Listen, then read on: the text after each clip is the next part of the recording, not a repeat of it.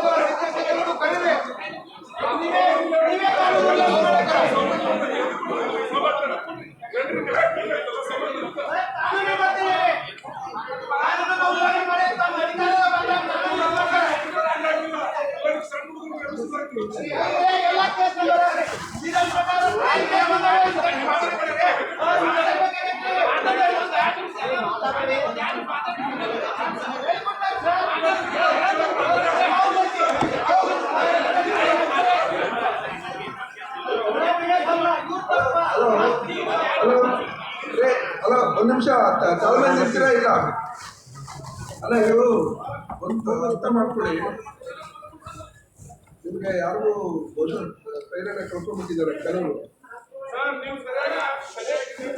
ತಮ್ಮ ಹೆಸರು ಹೇಳಿ ಸರ್. ನೋಡಿ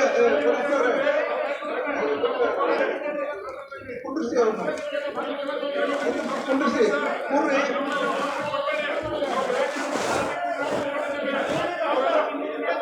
ನೋಡಿ ನೋಡಿ 3-4 ಜನರಿಂದ ಇರಲಿ ವ್ಯವಸ್ಥೆನ ಇದು ಮಾಡ್ತಾ ಇರಿ.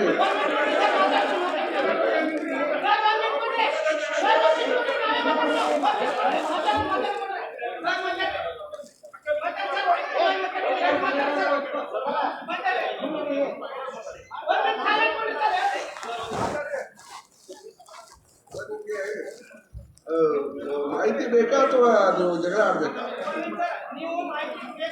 ಅಲ್ಲ ನೀವು ರೇ ಕೇಳಿ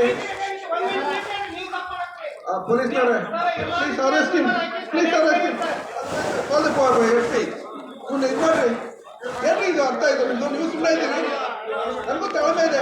ವಾಟ್ ಈಸ್ ಇಟ್? ನನಗೆ please arrest him, please arrest him. ಮತ್ತೆ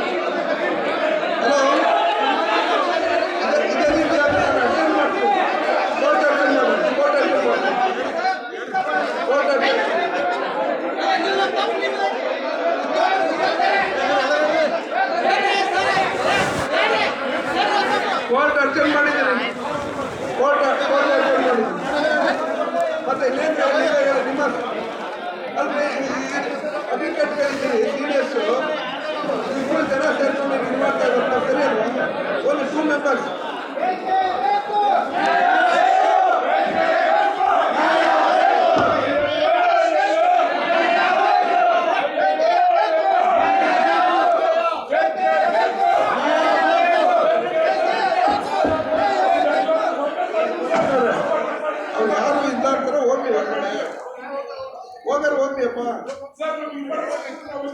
ಹಿಂಬಲ ಕೊಡೋದು ಕೊಡ್ತೀನಿ. ಆಯ್ತು ಹೋಗ್ರಿ ಸರ್.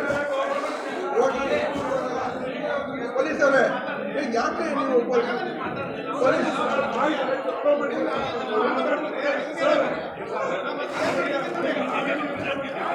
ವ್ಯವಸ್ಥೆ ಎಲ್ಲಿ ಹಾಳಾಗಿದೆ ಅಂದರೆ ಇಲ್ಲೇ ನೋಡಿ. ಈಗ ನೀವು ಬರೋಕ್ಕೆ ಮಾಡ್ಕೊಂಡು ಹೋಗಿದ್ದು ನಾವೆಲ್ಲ ಕೂತೇವೆ ಮೇಡಮ್ ಅದಕ್ಕೆ ನಾವು ಹೇಳ್ಬೇಕಾಗಿದ್ರು ಅವನಿಗೆ ಕೂತಿದ್ರು ಇಲ್ಲೇ ಒಗ್ಗಟ್ಟಿಲ್ಲದಕ್ಕೆ ಈ ಬಸ್ಗಳು ಈ ಮಟ್ಟಿಗೆ ಬೆಳೆದಾಗುತ್ತೆ.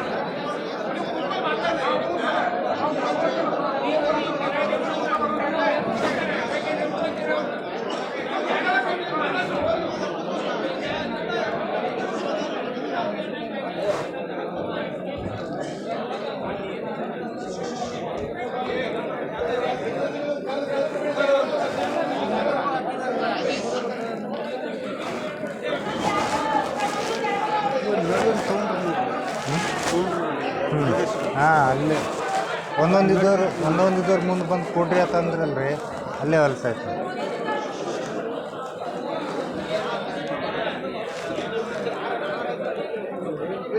ಹಲೋ ಆಯ್ತಾ ಮುಗಿತಾ ನೋಡಿ. ಕೇಳಿ, ನಾನು ಇವತ್ತು ಬಂದಿರೋದು ಕೇಳಿ, ನಾನು ಪಲಾಯನ ಮಾಡಕ್ಕೆ ಬಂದಿಲ್ಲ, ಅರ್ಥ ಮಾಡ್ಕೊಳ್ಳಿ.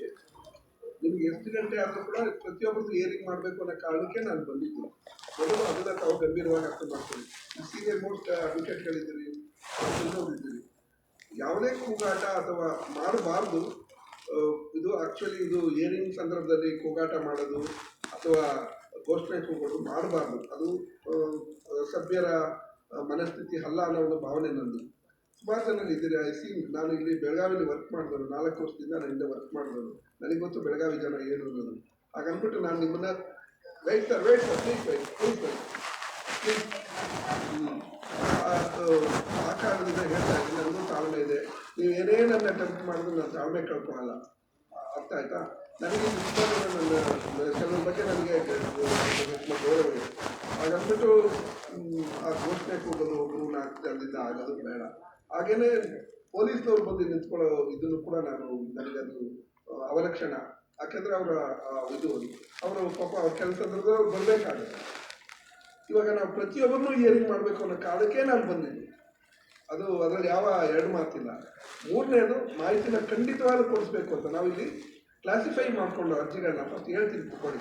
ಇಲ್ಲಿ ಸುಮಾರು ವರ್ಷ 2012ರಿಂದ ಕಾರಣಾಂತರದಿಂದ ಒಬ್ಬರೇ ಆಯ್ತರಿಂದ ಸುಮಾರು 12,000 ಅರ್ಜಿಗಳು ಬಾಕಿ ಇದ್ದು, ಆ ಬಾಕಿ ಪ್ರಕರಣಗಳು ವಿಲೇವಾರಿ ಮಾಡಬೇಕು ಕಾರಣ ಅದು